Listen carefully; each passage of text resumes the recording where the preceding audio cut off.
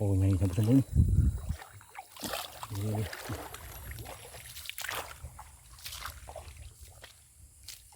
เห็นมันดึงไปจริงอยู่โอ้ปลาดุกท่านผู้ชมปลาดุก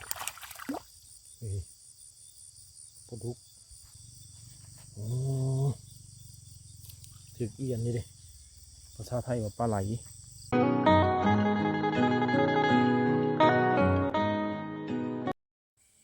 ทักทายสบายดียามค่ำๆนะท่านผู้ชมวันนี้จะพาท่านผู้ชมไปเบิ่งบ่อสมบูรณ์ที่ลงไปใส่เบ็ดนะท่านผู้ชมอยู่น้องข้างๆป่านี่นะทางไปทางหลังทางท่านผู้ชมติดตามมึงด้วยว่าสิได้หรือบ่นะท่านผู้ชมเนอะ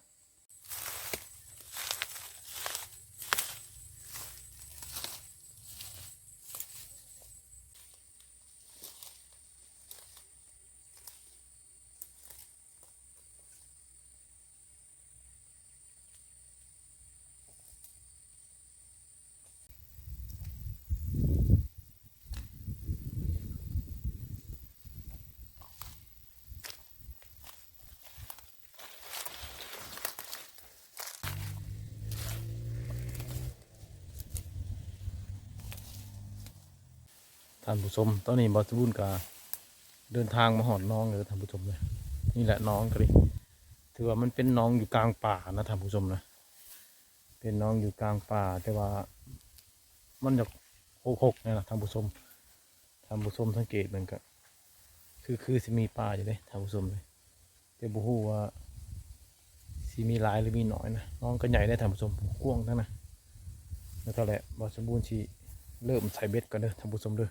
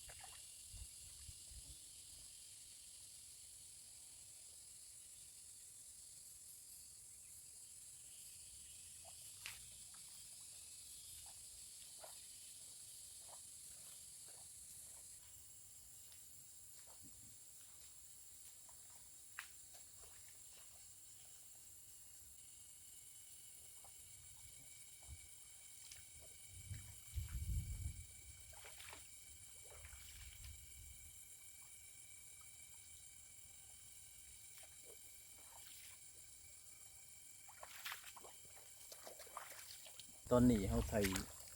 ครบเบิดนะเป็นนางถ่ายเทิงเทียงจังไรต้องมาดามท่านผู้ชม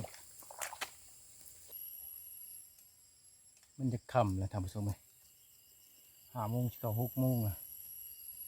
สิได้ยามเถื่อเดียวนางถ่ายน้อยหนึ่งแล้วก็ยามจะเถื่อหนึ่งแล้วก็เมื่อ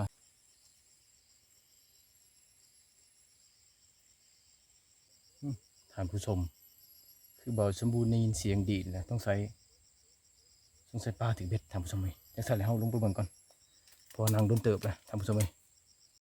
เอาตอนนี้ถือว่าลงเลาะยามเลยได้ท่านผู้ชมเลย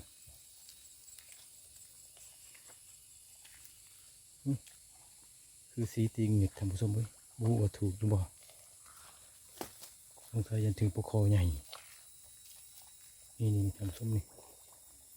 ยิงนิดเลยตั้งว่าที่ตื้อมันแม่ดีท่านผู้ชมอ๋อปกคอใหญ่ท่านผู้ชมเว้ยนี่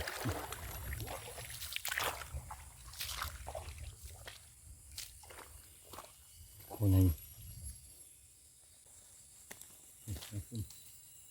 โอ้ย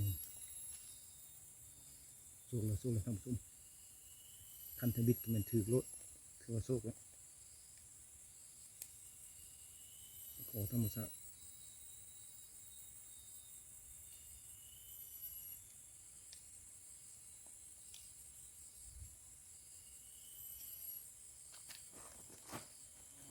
ตัวหนึ่งตัวบกใหญ่คันทบิดกันส้มเลย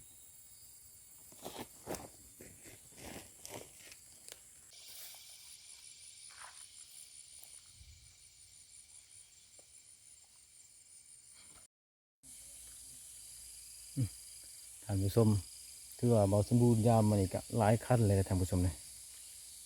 ถือว่าถือจะขั้นเดียวนะได้ประคอตัวหนึ่งนอนสิเบิดแล้วท่านผู้ชมเลยอีกของสำคัญถ้าว่าบ่ได้แล้วก็มีแต่รุ่นอีกตอนกลางคืนเนาะท่านผู้ชมตอนกลางคืนเราเบาสมบูรณ์สิมันเยื่องอีกแล้วก็ที่รุ่นน้ำกันไปท่านผู้ชมบ่สิได้ดูบ่ยามบ่แรงนะเราไปช่างจากซองทำล้างกะมืดมีแต่ตอนแรงกลางคืนเบาสมบูรณ์สิถ่ายท่านผู้ชมเบิ่งอีก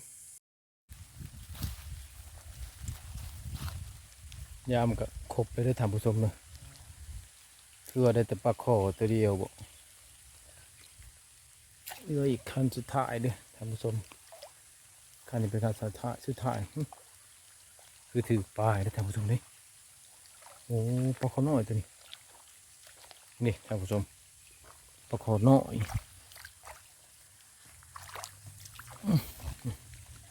ปลาคอน้อยตัวนี้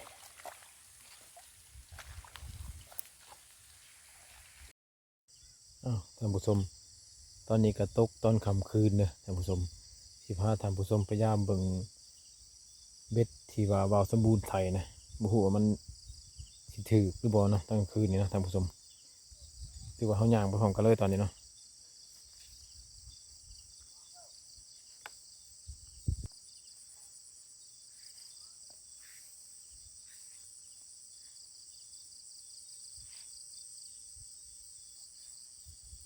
เบิ่งสภาพก็คือจะเงียบๆท่านผู้ชมเว้ยบ่ทรงสิถือปลาประตูเพราะว่าคือว่ามิดๆนะท่านผู้ชมเว้ยคันนี้ก็บ่ร้อนครับ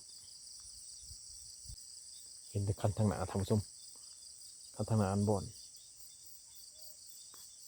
สงสัยมันถือปลานะท่านผู้ชมตัวหกเป็นไงท่านผู้ชมเอ้ย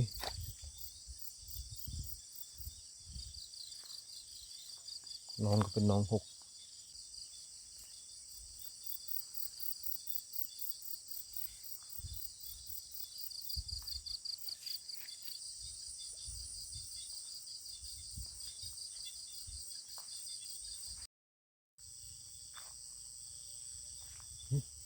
ถือคันหนึ่งท่านผู้ชมเอ้ยมันดึงเบ็ดนูดดูดิถือปลาละถ้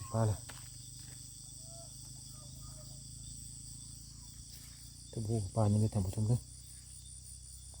ท่านผู้ชมเห็นมันดึงเบ็ดนูดเนาะโอ้ปลาดุกท่านผู้ชมปลาดุกปลาดุก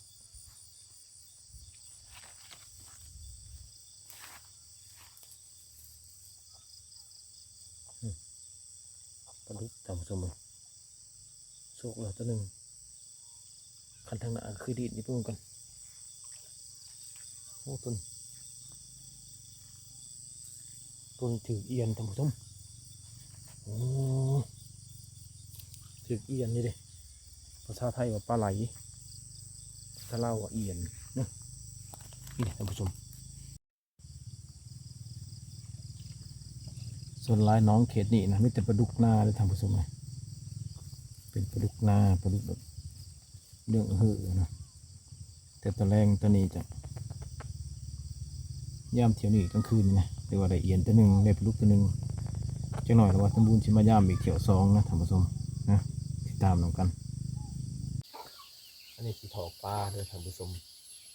ถอกปลาจากตาตัวนี้ให้ท่านผู้ชมเบิ่งว่าปลาบสมบูรณ์หาคืนเนี่ยว่ามันได้จะโตนะท่านผู้ชมสรุปทั้งปลาที่ว่าใส่เบ็ดแรงวันนี่กับเมืองคืนนี่นะ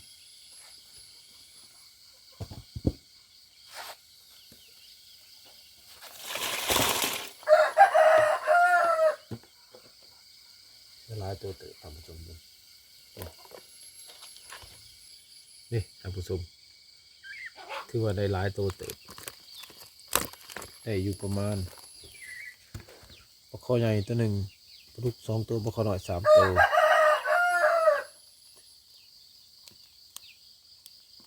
6 ตัวเนาะท่านผู้ชมเนาะ6 ตัวใหญ่